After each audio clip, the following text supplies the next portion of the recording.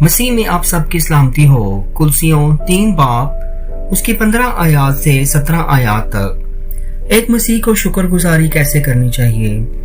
اور مسیح کا اطمینان جس کے لیے تم ایک بدن ہو کر بلائے بھی گئے ہو تمہارے دلوں میں حکومت کرے اور تم شکر گزار رہو۔ مسیح کے کلام کو اپنے دلوں میں کثرت سے بسنے دو اور کمال دانائی سے آپس میں تعلیم اور نصیحت کرو اور اپنے دلوں میں فضل کے ساتھ خدا کے لیے مزامیر اور گیت اور روحانی غزلیں گاؤ، اور کلام یا کام جو کچھ کرتے ہو وہ سب خداوند یسوع مسیح کے نام سے کرو اور اسی کے وسیلہ سے خدا باپ کا شکر بجا لاؤ۔ مسیح ہمارے خداوند یسوع مسیح کے وسیلہ سے آمین۔